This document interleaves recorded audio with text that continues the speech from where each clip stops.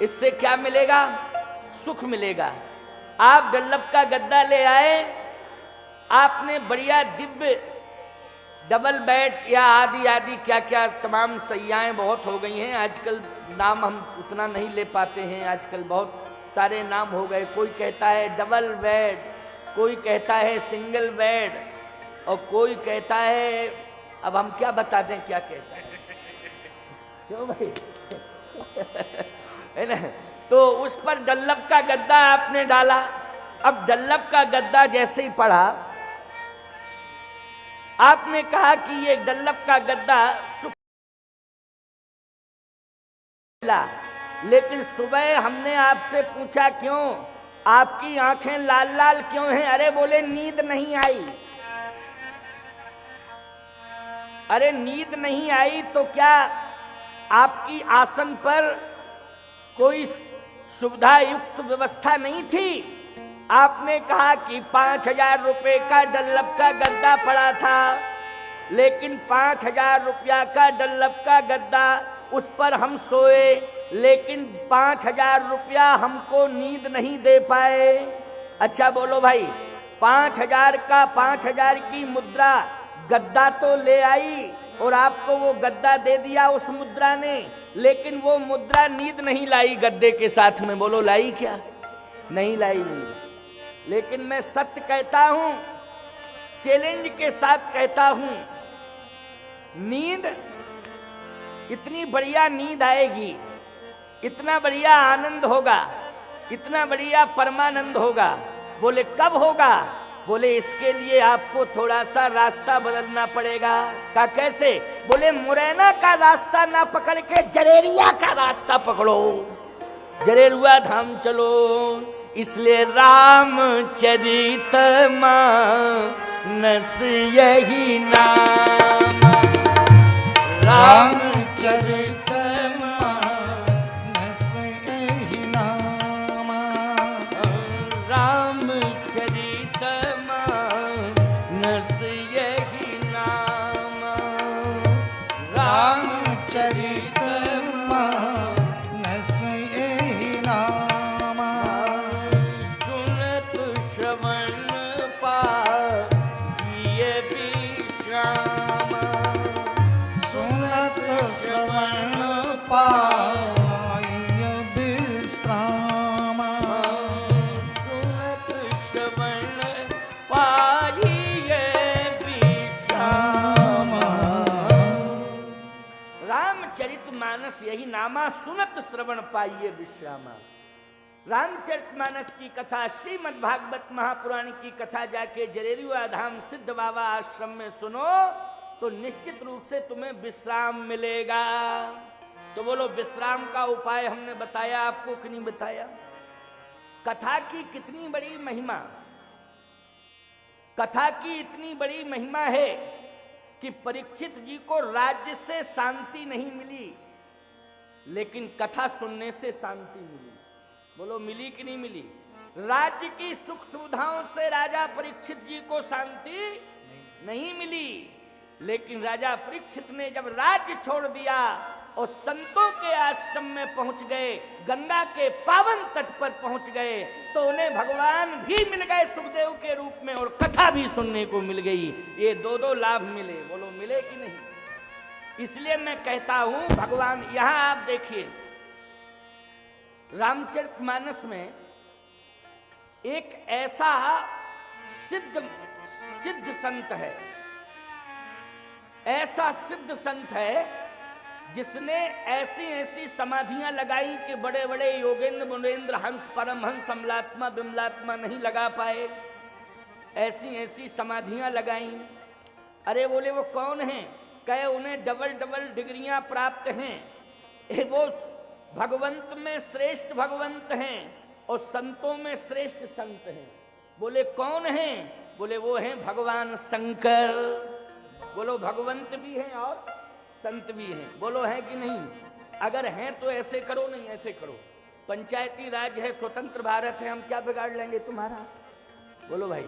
लेकिन बात तो सही है ना कि भगवान शंकर ऐसे भगवंत हैं और ऐसे संत हैं कि हमारे आराध्य प्रभु श्री राम भी उनको भगवान मानते हैं। बोलो मानते हैं कि नहीं मानते हैं? और भगवान शंकर ऐसे सिद्ध संत हैं कि मेरे आराध्य प्रभु राम को भगवान मानते हैं। दोनों एक दूसरे का सम्मान करते हैं। कथा क्या है ये भगवान शिव से पूछो कि कथा की क्या महिमा है। आज तुम सब बैठ करके कथा सुन रहे हो, ये कोई एहसान नहीं कर रहे हो कि एहसान कर रहे हो। याद रखना, कथा वो है जिसे सुनने के लिए भगवान शंकर लालाए थे, जिसे सुनने के लिए भगवान शिव कैलाश के शिखर से उतरकर पृथ्वी पर आए। बोलो आए कि नहीं कैलाश के शिखर से उतरकर? आज लोग कहते हैं कि कथा सुनने का मन तो है, लेकिन व्यस्तता इतनी ज्यादा है कि फुर्सत नहीं मिल रही है। और जब फुर्सत नहीं मिल रही है तो कथा कहां से सुने? मैंने कहा एक बात बताओ, तुम्हें कभी फुर्सत मिलेगी? कहे महाराज 9 दिन कथा चलेगी, एक आध दिन मिलेगी फुर्सत तो पहुंच जाएंगे, किसी दिन मिलेगी फुर्सत तो पहुंच जाएंगे, लेकिन 9 दिन तक तो अभी कथा होगी। हमने कहा जब पहले दिन फुर्सत नहीं मिली तो दूसरे दिन क्या गारंटी है कि तुम रहो? बोले महाराज हम तो स्वस्थ हैं, कोई दिक्कत है ही नहीं, कोई प्रॉब्लम है ही नहीं, हम तो पूर्ण स्वस्थ हैं। हमने कहा तुम लग रहे हो स्वस्थ, लेकिन क्या विश्वस्त हो? क्यों भाई विश्वस्त हो? इस बात की गारंटी दे रहे हो? हैं? मैंने कहा जिंदगी में कभी फुर्सत नहीं मिलेगी।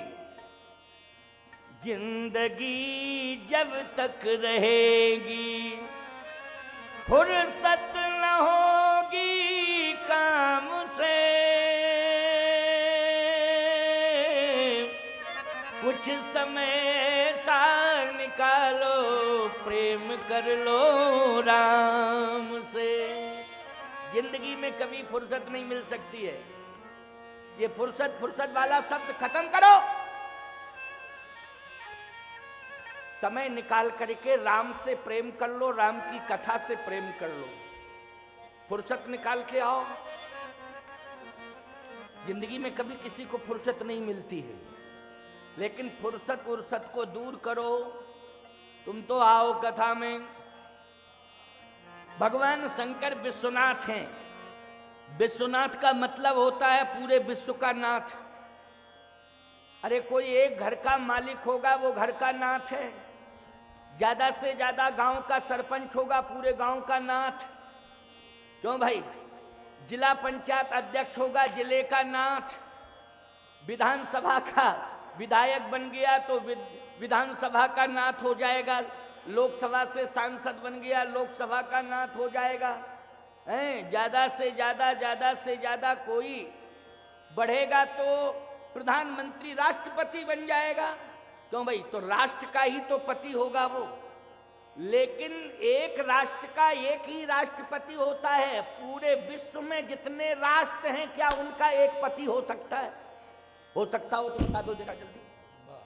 हो सकता है? नहीं हो सकता।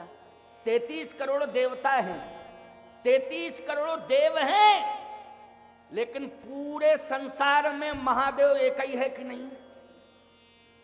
बोलो। और ये जितने देव हैं सब स्वर्ग के देव हैं। बोलो हैं स्वर्ग के देव कि नहीं? हैं। लेकिन हमारे भोले बाबा ईमानदारी से बताओ पूरे विश्व के नाथ हैं कि नहीं? और एक बात बता दें, विश्व के नाथ भी हैं और महिमा कितनी बड़ी है। तो तुलसीदास जी कह रहे हैं विश्वनाथ ममनाथ पुरारी,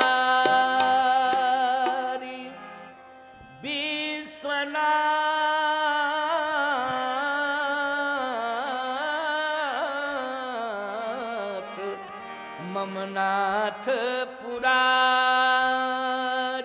महिमा कितनी बड़ी है। उलत्र भुवन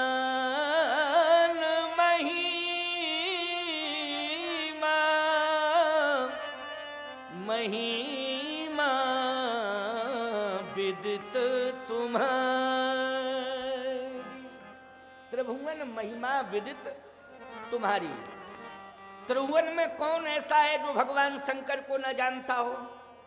तो शंकर जी जितनी व्यस्त लाइफ संसार में किसी की है नहीं है, लेकिन शंकर जी कथा जहां होती है वहां पहुंच जाते हैं सुनने के लिए। एक बात और बतावें, किसी का घर तक प्रभाव, किसी का ग्राम तक प्रभाव, किसी का विधानसभा तक प्रभाव, किसी का लोकसभा तक प्रभाव, किसी का ज्यादा से ज्यादा राष्ट्राध्यक्ष बनकर के राष्ट्र तक प्रभाव, लेकिन हर युग में, चारों युगों में किसका प्रभाव है? बोले चारों युग परताप तुम्हारा और है प्रसिद्ध जगत उजियारा। चारों युगों में हनुमान जी का सबसे बड़ा प्रभाव है, त्रिभुवन में भगवान शंकर का सबसे बड़ा प्रभाव है, और राम कथा के दो ही सबसे बड़े श्रोता हैं, और दो ही। और एक बात बतावें आपको, वक्ता भी दोनों हैं, दोनों ही श्रोता हैं। कैसे? का राम कथा के सबसे बड़े वक्ता भगवान शंकर हैं, और राम कथा के सबसे बड़े श्रोता भी भगवान शंकर हैं। वक्ता भी हैं और श्रोता भी हैं। ऐसे हनुमान जी भी वक्ता भी हैं और श्रोता भी हैं। कथा भी वक्तृत्व कला विशारद। वाल्मीकि रामायण में महर्षि वाल्मीकि कहते हैं श्री हनुमान जी के लिए वक्तृत्व कला विशारद। ये हनुमान जी वक्तव्य में क्या हैं? बोले विशारद हैं। ऐसे हनुमान जी महाराज बोलो श्रोता है कि नहीं कथा के? वहां भगवान शंकर और श्री हनुमान जी दोनों ही पहुंचते हैं श्रोता बन के। यद्यपि 11वें रुद्र में भगवान शिव ही हनुमान बने हैं, 11वें रुद्र में भगवान शिव ही हनुमान बन करके अवतरित हुए हैं, लेकिन जहां भी कथा होती है, मैं कहता हूं यत्र तत्र सर्वत्र जहां भी कथा होती है तो अनेक रूप धारण करके हनुमान जी और शिव जी यत्र तत्र सर्वत्र उपस्थित हो जाते हैं कथा सुनने के लिए। यह है कथा की महिमा। मैं कह रहा था आपसे कि कैलाश पर्वत पर बैठते हैं। कैलाश पर्वत सबसे ऊंचा है। बोलो पर्वतों में ऊंचा कौन है? कैलाश। सुमेर का एक भाग कैलाश है, तो सुमेर ऊंचा है ना। सबसे ऊंचा कौन है पर्वतों में? सुमेर का ही भाग है कैलाश।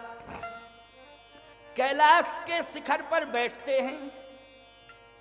सबसे ज्यादा ऊंचाई कहाँ है? बोले कैलाश पर। और सबसे ज्यादा गहराई कहाँ है? बोले समुद्र के तट पर। बोलो गहराई है कि नहीं? समुद्र में सबसे ज्यादा गहराई है। ऊंचाई कहाँ है? कैलाश में। गहराई कहाँ है? समुद्र तल पर गहराई है।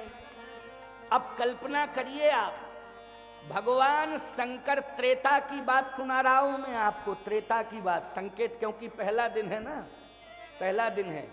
हमारी राम कथा का भी पहला दिन है, भागवत की कथा का भी पहला ही दिन है, यज्ञ का भी पहला ही दिन है। क्यों भाई? यज्ञ का भी पहला दिन है और कार्यक्रम का भी पूरा पहला ही दिन है। कार्यक्रम ही शुरू आज से हुआ है कि नहीं हुआ है? लेकिन चलो पहले दिन में ही आनंद ले लो। आज तो ये वानगी है, कल से मस्तानगी होगी, है नहीं? आज ये वानगी है, कल से मस्तानगी। अभी 15 मिनट 20 मिनट हम आपको और सुनाएंगे कथा, क्योंकि अभी 5:20 हुआ है। 5:45 बजे तक, 6 बजे तक कथा हम आज सुनाएंगे। कल से वैसे जो सुनिश्चित प्रचार पत्रों में टाइम दिया गया है ना, उसी टाइम के हिसाब से ही प्रवचन होगा, टाइम से ही श्रीमद् भागवत होगी। टाइम में कोई अंतर नहीं होगा, बिल्कुल टाइम टू टाइम कार्यक्रम होगा। तो आओ सुनो, समझने की कोशिश करो। अच्छा ये बताओ, अगर सुन रहे हो तो हमें बताओ चर्चा कहाँ चल रही है? हम भूले भूले थोड़ी हैं। हम तो तुम्हारी परीक्षा ले रहे हैं कि तुम खाली बैठे ही हो कि सुन भी रहे हो कथा। हाँ ठीक ठीक, अब बात समझ में आ गई। हम भूले नहीं थे, लेकिन अब क्लियर हो गया कि आप मन लगा के कथा सुन रहे हैं, मन लगा के कथा सुन रहे हैं, बिल्कुल क्लियर हो गया। तो आइए, मैं कह ये रहा था कि कैलाश की चोटी पर बैठे हैं भगवान शंकर, और कथा हो रही थी कहाँ? समुद्र के किनारे, दक्षिण भारत में। दक्षिण भारत में कथा हो रही थी समुद्र के किनारे। समुद्र के किनारे एक बड़ा पवित्र आश्रम है, पावन आश्रम है, अगस्त जी का आश्रम, कुंभज ऋषि का आश्रम। कुंभज ऋषि के आश्रम में जैसे जरेरुआ धाम में कथा हो रही है ना, अब जरेरुआ धाम में कथा हो रही है। अब आप कल्पना करें कि भगवान शंकर कैलाश पर्वत से उतर के जरेरुआ धाम आ जाएं, तो ये आश्चर्य की बात है कि नहीं? जल्दी बोलो। क्योंकि देवभूमि को छोड़ करके यहां आ रहे हैं चंबल संभाग में। ये चंबल ही संभाग है, क्यों भाई? है चंबल संभाग। चंबल संभाग में आ रहे हैं कथा सुनने के लिए। कहां से? कैलाश पर्वत से उतरकर। लेकिन गजब की बात तो यह है कि कैलाश पर्वत के शिखर से उतरकर भगवान शंकर समुद्र के किनारे जा रहे हैं। बोलो, जा रहे हैं कि नहीं जा रहे हैं? अब समुद्र के किनारे जा रहे हैं तो जब उतरने लगे तो उनकी पत्नी है सती जी। देखो, दो विवाह हुए हैं भगवान शिव के।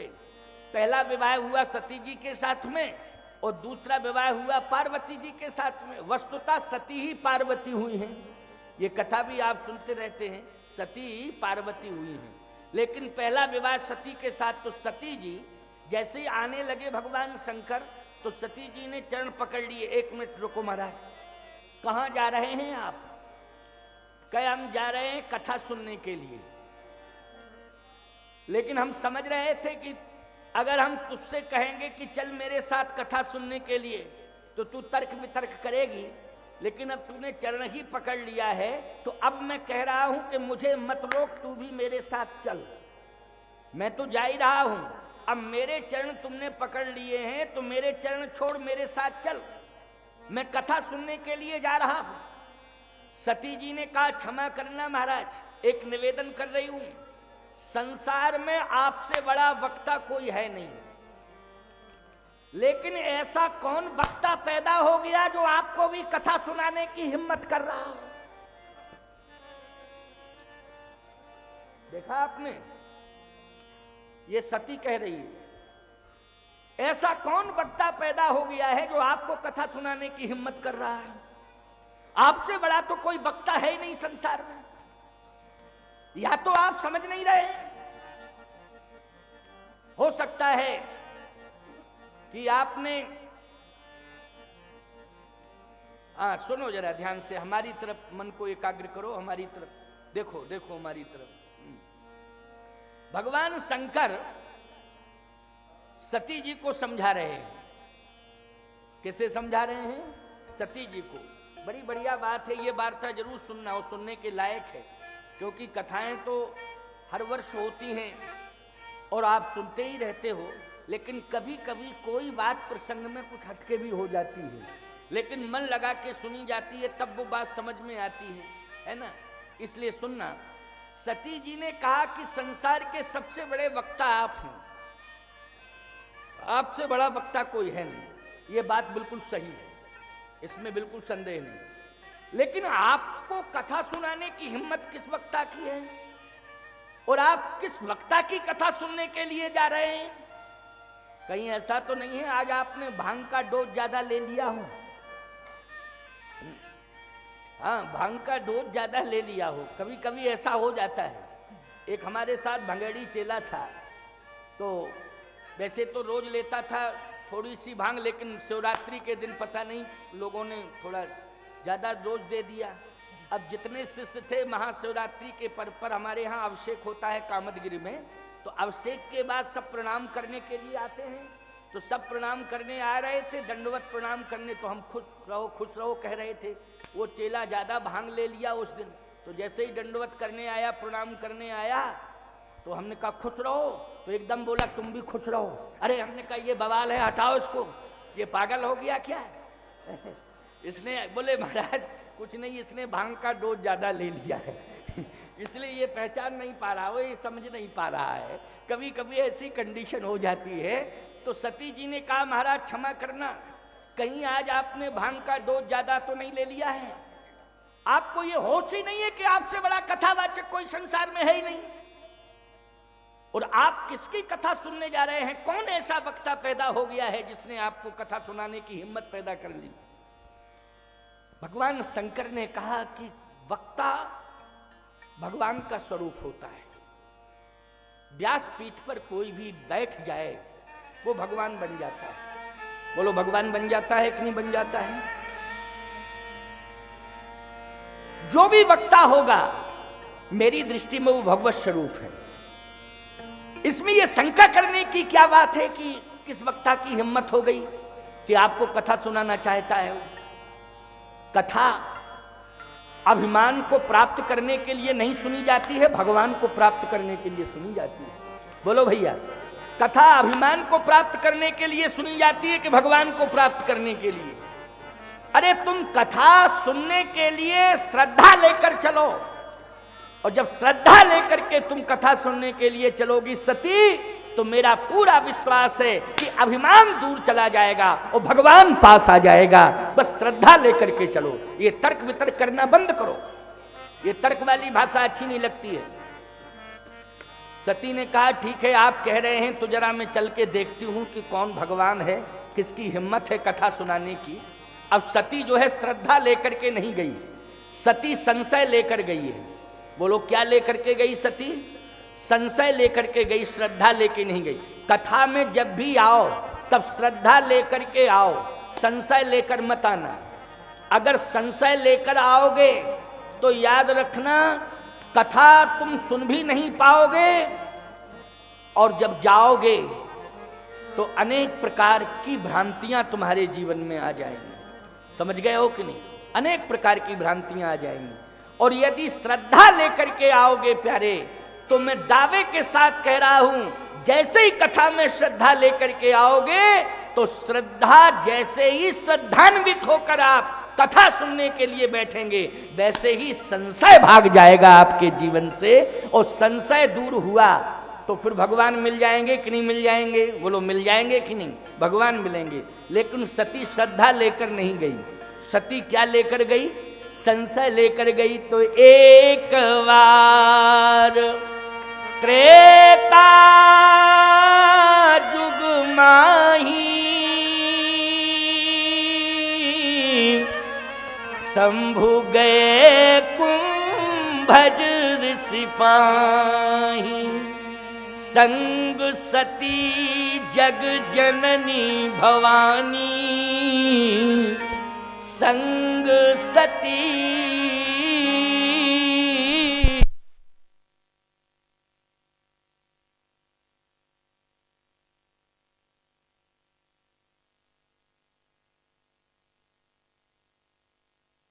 साथ में तो गई सती प्यारे, साथ में गई। बस तुम तो सुनते जाओ, 10-15 मिनट की बात है, इसके बाद बस वाणी को विश्राम देंगे, क्योंकि सूर्य अस्त और हम सब सायंकालीन बेला में व्यस्त, क्योंकि सूर्य अस्त के बाद सब संध्याकाल में व्यस्त हो जाते हैं, सब व्यस्त। चिंता मत करो, बस सूर्य अस्त, जब तक सूर्य भगवान है तब तक सुनो कथा, है ना। बस तुम्हारा काम सुनने का है और हमारा काम सुनाने का है। तो संग सती जग जननी भवानी, पूजे ऋषि अखिलेश्वर जानी। सती साथ में तो गई, लेकिन संशय लेकर के गई, श्रद्धा लेके नहीं गई। और जैसे ही कुंभज ऋषि के आश्रम में भगवान शिव ने प्रवेश किया तो सती बोली हो गया गड़बड़। शंकर जी ने कहा क्या हुआ क्या हुआ? कह इस पर लिखा है कुंभज आश्रम, तो क्या हो गया? कहे ये तो घड़े का आश्रम है, आप हैं ज्ञान के समुद्र, लेकिन ये जो आश्रम में महात्मा रहता है ये तो घट है। घट में और समुद्र में जमीन आसमान का अंतर है। शंकर जी ने कहा देखो तर्क लेकर के आई, क्योंकि चतुर बाप की बेटी है इसलिए चतुरता दिखा रही है। किसकी बेटी है? दक्ष की बेटी है, दक्ष की। और दक्ष मानी क्या होता है? चतुर होता है कि नहीं होता है? लेकिन एक बात आपको बतावें, चतुरता हो लेकिन चतुरता में चालाकी ना हो। चतुर होना गलत नहीं है, लेकिन चतुर चालाक होना गलत है। चतुर के साथ चालाक ये गलत है। तो ऐसी चतुरता ठीक नहीं है कि तुम ये अर्थ करने लग जाओ कि कुंभ मानी घड़ा होता है। अरे ये पूरा संसार ही घट है। बोलो घट के समान है कि नहीं? अच्छा बोलो संसार किसके समान है? घट के समान है। तो ऐसा क्यों नहीं मान रही है तू? ऐसा ही क्यों मान रही है कि ये घट? इसका मतलब है कि इनके अंदर सीमित ज्ञान। सती ने कहा इसलिए कह रही हूं, थोड़ा आप सुनिए। तो आप नाराज क्यों हो रहे हैं? मैं आपकी पत्नी हूं, मुझे बोलने का अधिकार है, अधिकार है, अधिकार है। मैं अपने अधिकार का प्रयोग करूंगी। शंकर जी ने कहा झगड़ा मत कर देवी, तू अधिकार का प्रयोग कर, लेकिन कम से कम तर्क वितर्क कुतर्क मत कर। ये कुतर्क कहे सुनिए। तो घट में सीमित जल होता है कि नहीं? शंकर जी बोले हाँ होता है सीमित जल। और समुद्र में कहे असीमित जल होता है, अपरिमित जल है। कितना जल है कोई अभी तक मापदंड किया कि कितनी गहराई है, कितना जल है? कहे तो आप ज्ञान के समुद्र हैं कि नहीं? शंकर जी बोले हाँ दुनिया कहती है। अब हम क्या कहते हैं? हम ये कहते हैं कि हाँ हम ज्ञान के समुद्र हैं। हम अपने मुंह से थोड़ी कहेंगे कि हम ज्ञान के समुद्र हैं। कभी कभी इस तरह की बातें करने लगती हैं ये देवियां अपने पति से कि पति भी परेशान हो जाता है कि नहीं? पति परेशान हो जाता है। जैसे पत्नी पति से कहती है बोलो तुम परमात्मा हो कि नहीं, ये बताओ। तो वो कहता है हम कैसे कहें अपने मुंह से कि हम परमात्मा हैं? कहे पहले मैं कह रही हूं, मैंने आज पंडित जी से भागवत की कथा में सुना था, राम कथा में सुना था कि पति परमात्मा होता है। बोलो तुम परमात्मा हो कि नहीं? तो फिर बेचारा इतना वो कहता है संकोच में कि हम मोहल्ला भर के परमात्मा नहीं है, गांव भर के तुम्हारे परमात्मा है केवल। ये थोड़ी कि हम गांव भर के परमात्मा, मोहल्ला भर के, गांव भर के, जिला भर के, देश भर के परमात्मा हो। बोलो कोई सब परमात्मा मानेंगे क्या उसको? हैं? लेकिन हाँ पत्नी की दृष्टि में पति क्या है? परमात्मा है। तो सती जी ने कहा कि आप ज्ञान के समुद्र हैं। शंकर जी बोले तुम कह रही हो तो हैं ज्ञान के समुद्र, ठीक है ज्ञान के समुद्र। तो क्या हुआ मतलब यह है कि समुद्र कहीं घट के पास जाता है। शंकर जी बोले समुद्र घट के पास? फिर कहे घट ही समुद्र के पास आता है कि नहीं? शंकर जी ने कहा एक बात बताएं, घट में जो जल भरा जाता है वो समुद्र का जल नहीं होता, क्योंकि पीने के लायक थोड़ी होता हो। क्यों भैया? घट में यद्यपि समुद्र का जल भरा जाता है घट में, लेकिन पीने के लायक होता है क्या समुद्र का जल? जल्दी बोलो, नहीं होता है। परंतु समुद्र की ही महिमा है कि आज संसार को जल मिल रहा है। बिना समुद्र के जल मिल सकता है? जल्दी बोलो, नहीं मिलता है। ये तो समुद्र की महिमा है कि पूरे संसार को जल मिल रहा है। कभी कभी नदियां, चंबल जैसी इतनी विशाल नदी जवाब दे जाती है, धार पतली पड़ जाती है, और आप लोग ही कहते हो इस साल वर्षा कम हुई, नदी भरी नहीं जल से। क्यों भाई कहते हो कि नहीं? चंबल में पानी नहीं आया क्योंकि वर्षा नहीं हुई। अब एक बात बताओ, पानी ऊपर है क्या? आकाश में पानी है? जल्दी बोलो, किसी से भी पूछो आकाश में पानी है? आकाश में बादल हैं लेकिन पानी नहीं है। आकाश में क्या है? बादल हैं लेकिन पानी नहीं है। लेकिन पानी तो बादल ही बरसाते हैं। क्यों भाई बरसाते कि नहीं बरसाते? एक बात बताएं आपको, कहे बादल आ गए पानी बरस रहा है, और पानी नहीं बरसा। क्यों? बोले आए तो थे बादल चले गए। कभी कभी ऐसा होता है कि नहीं? आए तो थे बादल दिखाई दिए लेकिन बादल चले गए। बादलों से पूछा तुम क्यों आए थे? कहे हम इसलिए आए थे कि पानी बरसाना था। तो क्यों चले गए? बोले पानी मिला नहीं तो चले गए। जब पानी मिला ही नहीं, हमको इंतजार करते रहे, नहीं मिला तो चले गए। क्या करते हम? कहे तो पानी कौन देता है? पानी कौन देता है? पानी तो समुद्र देता है। तो समुद्र ने पानी क्यों नहीं दिया? समुद्र ने पानी क्यों नहीं दिया? समुद्र से पूछा गया कि बादल कह रहे थे कि हमें पानी दे समुद्र तो हम बरसे, लेकिन समुद्र ने पानी क्यों नहीं दिया? तो समुद्र से पूछा कि तुमने पानी क्यों नहीं दिया? तो समुद्र बोला इसलिए पानी नहीं दिया क्योंकि मानसून नहीं आया। वो भी इंतजार में था कि मानसून आवे तब हम मानसून पानी ले जाता है।